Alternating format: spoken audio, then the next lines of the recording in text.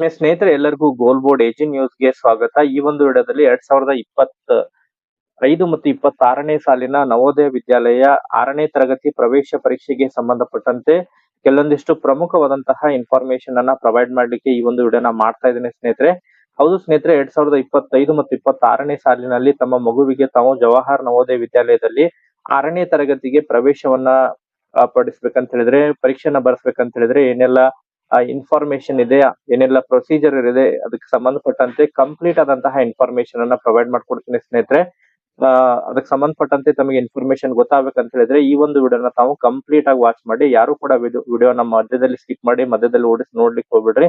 So ಈ ಒಂದು ವಿಡಿಯೋದಲ್ಲಿ ತಮಗೆ ಜವಾಹರ್ ನವೋದಯ ವಿದ್ಯಾಲಯಕ್ಕೆ ಸಂಬಂಧಪಟ್ಟಂತಹ ಪ್ರತಿಯೊಂದು ಇನ್ಫಾರ್ಮೇಶನ್ ತಮಗೆ ದೊರಕುತ್ತೆ ಸ್ನೇಹಿತರೆ. ಈಗ 2024 ಮತ್ತು 25ನೇ ಸಾಲಿನಲ್ಲಿ ತಮ್ಮ ಮಗು ಈಗ 5ನೇ ತರಗತಿಯಲ್ಲಿ ಕಲಿತಾ ಇದ್ದು, ಒಂದು 5ನೇ ತರಗತಿಯ ನಂತರ ತಾವು 6ನೇ ತರಗತಿಗೆ ಜವಾಹರ್ ನವೋದಯ ವಿದ್ಯಾಲಯಕ್ಕೆ ತಮ್ಮ ಮಗುವನ್ನ ತಾವು ಅಡ್ಮಿಷನ್ ಅನ್ನ ಮಾಡಿಸ್ಬೇಕಂತ ಹೇಳಿದ್ರೆ ಏನೆಲ್ಲ ಪ್ರೊಸೀಜರ್ ಇರುತ್ತೆ, ಎಕ್ಸಾಮ್ಸ್ ಯಾವಾಗಿರುತ್ತೆ ಮತ್ತು ಆನ್ಲೈನ್ ಅಪ್ಲಿಕೇಶನ್ ಅನ್ನ ತಾವು ಯಾವಾಗ ಸಲ್ಲಿಸಬೇಕಾಗುತ್ತೆ, ತದನಂತರ ಪರೀಕ್ಷೆಗಳನ್ನ ಯಾವಾಗ ಕಂಡಕ್ಟ್ ಮಾಡ್ತಾರೆ, ಪರೀಕ್ಷೆಗಳ ಫಾರ್ಮ್ಯಾಟ್ ಯಾವ ರೀತಿ ಇರುತ್ತೆ, ಯಾವ ಸಿಲೆಬಸ್ ಗಳನ್ನ ತಾವು ಮಗುವಿಗೆ ಓದಿಸ್ಬೇಕಾಗುತ್ತೆ, ಈ ರೀತಿ ಹಲವಾರು ಪ್ರಶ್ನೆಗಳಿಗೆ ಸಂಬಂಧಪಟ್ಟಂತಹ ಇನ್ಫಾರ್ಮೇಶನ್ ತಮಗೆ ಈ ಒಂದು ವಿಡಿಯೋದಲ್ಲಿ ಇನ್ಫಾರ್ಮೇಶನ್ ಲಭ್ಯವಾಗಲಿದೆ ಸ್ನೇಹಿತರೆ.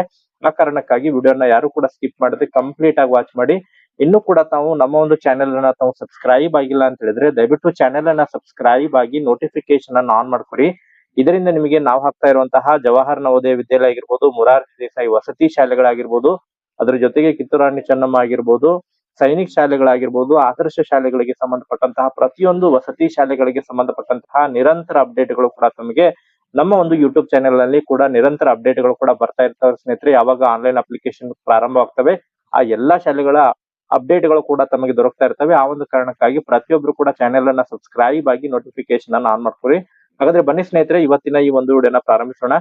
ಸ್ನೇಹಿತರೆ, ಈಗ ಮೊದಲನೇದಾಗಿ ತಮ್ಮ ಮಗು ಈಗ 2024 ಮತ್ತು 25ನೇ ಸಾಲಿನಲ್ಲಿ ಈಗ 5ನೇ ತರಗತಿಯಲ್ಲಿ ಕಲಿತಾ ಇದ್ರೆ, 5ನೇ ತರಗತಿಯ ನಂತರ ತಾವು 6ನೇ ತರಗತಿಗೆ ಜವಾಹರ್ ನವೋದಯ ವಿದ್ಯಾಲಯಕ್ಕೆ ತಾವು ಅಡ್ಮಿಷನ್ ಅನ್ನ ಮಾಡಿಸ್ಬೇಕಂತ ಹೇಳಿದ್ರೆ ಜವಾಹರ್ ನವೋದಯ ವಿದ್ಯಾಲಯದಿಂದ ಆನ್ಲೈನ್ ಅಪ್ಲಿಕೇಶನ್ ಅನ್ನ ರಿಲೀಸ್ ಮಾಡ್ತಾರೆ. ಈ ಒಂದು ಅಫಿಷಿಯಲ್ ವೆಬ್ಸೈಟ್ ತಾವು ನೋಡ್ತಾ ಇರುವ ಹಾಗೆ ಜವಾಹರ್ ನವೋದಯ ವಿದ್ಯಾಲಯ ಏನು ಅಫಿಷಿಯಲ್ ವೆಬ್ಸೈಟ್ ಇದೆ. ಈ ಒಂದು ಅಫಿಷಿಯಲ್ ವೆಬ್ಸೈಟ್ ನಲ್ಲಿ ನವೋದಯ ಪರೀಕ್ಷೆನ ಬರೆಸಲಿಕ್ಕೆ ತಮಗೆ ಆನ್ಲೈನ್ ಮೂಲಕ ಪೋರ್ಟಲ್ ಅನ್ನು ಓಪನ್ ಮಾಡ್ತಾರೆ, ಅಪ್ಲಿಕೇಶನ್ ಅನ್ನ ಹಾಕ್ಲಿಕ್ಕೆ ಪೋರ್ಟಲ್ ಅನ್ನು ಓಪನ್ ಮಾಡ್ತಾರೆ.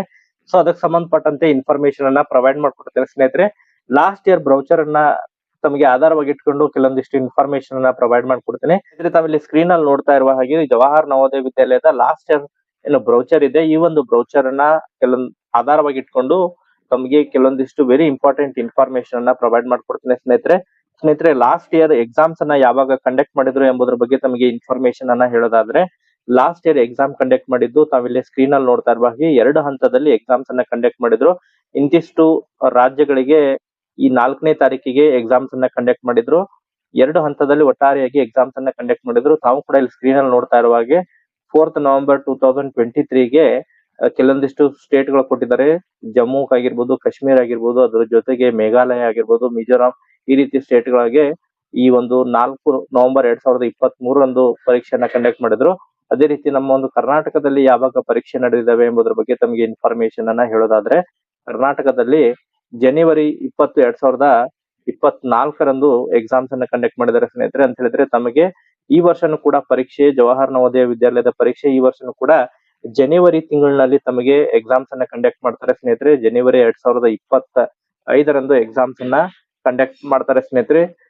ಈಗ ಅದಕ್ಕೆ ಸಂಬಂಧಪಟ್ಟಂತೆ ಯಾವೆಲ್ಲ ನಾವು ಆನ್ಲೈನ್ ಮೂಲಕ ಅಪ್ಲಿಕೇಶನ್ ಅನ್ನ ಸಲ್ಲಿಸಬೇಕಂತ ಹೇಳಿದ್ರೆ ತಮಗೆ ಯಾವೆಲ್ಲ ದಾಖಲೆಗಳು ಬೇಕಾಗ್ತವೆ ಎಂಬುದರ ಬಗ್ಗೆ ತಮಗೆ ಇನ್ಫಾರ್ಮೇಶನ್ ಅನ್ನ ಹೇಳೋದಾದ್ರೆ ಸ್ನೇಹಿತರೆ, ತಾವು ಆನ್ಲೈನ್ ಮೂಲಕ ಅಪ್ಲಿಕೇಶನ್ ಅನ್ನ ಸಲ್ಲಿಸಬೇಕಂತ ಹೇಳಿದ್ರೆ ಯಾವೆಲ್ಲ ದಾಖಲೆಗಳನ್ನ ತಾವು ಪಡೆದಿಟ್ಕೋಬೇಕಂತ ಹೇಳಿದ್ರೆ ತಮ್ಮ ಒಂದು ಇಲ್ಲಿ ಸ್ಕ್ರೀನ್ ಅಲ್ಲಿ ನೋಡ್ತಾ ಇರುವ ಹಾಗೆ certified verified by the head master, monitoring by the details of candidate in prescribe format ಅಂತ ಹೇಳಿ ಕೊಟ್ಟಿದ್ದಾರೆ. ಅದಾದ ನಂತರ ಫೋಟೋಗ್ರಾಫ್ ಅನ್ನ ತಾವು ತೆಗೆದಿಟ್ಕೋಬೇಕಾಗುತ್ತೆ. Signature of parent, signature of the candidate ಅಂತ ಹೇಳಿದರೆ ಆಧಾರ್ ಕಾರ್ಡ್ ಡೀಟೇಲ್ಸ್ ಅನ್ನ ಕೂಡ ತಾವು ಆಧಾರ್ ಕಾರ್ಡ್, ಮಗುವಿನ ಆಧಾರ್ ಕಾರ್ಡ್ ಅನ್ನ ಕೂಡ ಪಡೆದಿಟ್ಕೋಬೇಕಾಗುತ್ತೆ. ತಾವಿಲ್ಲಿ ಸ್ಕ್ರೀನ್ ಅಲ್ಲಿ ನೋಡ್ತಾ ಇರುವ ಹಾಗೆ ಈ ರೀತಿಯಾದಂತಹ ಫಾರ್ಮ್ಯಾಟ್ ಇರುತ್ತೆ ಸ್ನೇಹಿತರೆ. ಈ ಒಂದು PDF ಅನ್ನ ತಾವು ಡೌನ್ಲೋಡ್ ಮಾಡ್ಕೊಂಡು ಈ ಒಂದು PDF ನ ಫಾರ್ಮ್ಯಾಟ್ ಅನ್ನ ಫಿಲ್ ಮಾಡ್ಬೇಕಾಗುತ್ತೆ. ತಮ್ಮ ಒಂದು ಮಗುವಿನ ಶಾಲೆಯ ಹೆಸರನ್ನ ಫಿಲ್ ಮಾಡ್ಬೇಕು. ಪ್ರಸ್ತುತ ಈಗ 5ನೇ ತರಗತಿಯಲ್ಲಿ ಕಲಿಯುವಂತಹ ಶಾಲೆಯ ಹೆಸರು. ಅದಾದ ನಂತರ ಮಗುವಿನ ಹೆಸರನ್ನ ಬ್ಲಾಕ್ ಲೆಟರ್ ಅಲ್ಲಿ ಬರಿಬೇಕು. ಫಾದರ್ ನೇಮ್ ಅನ್ನು ಕೂಡ ಬ್ಲಾಕ್ ಲೆಟರ್ ಅಲ್ಲಿ ಬರಿಬೇಕು. ಮದರ್ ನೇಮ್ ಅನ್ನು ಕೂಡ ಬ್ಲಾಕ್ ಲೆಟರ್ ಅಲ್ಲಿ ಬರಿಬೇಕು. ಅದಾದ ನಂತರ ಮಗುವಿನ ಡೇಟ್ ಆಫ್ ಬರ್ತ್ ಆಗಿರ್ಬೋದು ವರ್ಡ್ಸ್ ಒಳಗೂ ಕೂಡ ಬರಿಬೇಕು. ನೆಕ್ಸ್ಟ್ ಸ್ವಲ್ಪ ಬೇಸಿಕ್ ಇನ್ಫಾರ್ಮೇಶನ್ ಇದೆ. ಬೇಸಿಕ್ ಇನ್ಫಾರ್ಮೇಶನ್ ಅನ್ನ ಫಿಲ್ ಮಾಡಿ ತಾವು ತಮ್ಮ ಮಗು ರೂರಲ್ ಕೋಟಾದಲ್ಲಿ ಬಂದ್ರೆ ಅಂತ ಹೇಳಿದ್ರೆ 3, 4 ಮತ್ತು 5ನೇ ತರಗತಿ ತಮ್ಮ ಮಗು ರೂರಲ್ ನಲ್ಲಿ ಕಲ್ತಿದ್ರೆ ರೂರಲ್ ಕೋಟಾ ಬರುತ್ತೆ ಸ್ನೇಹಿತರೆ.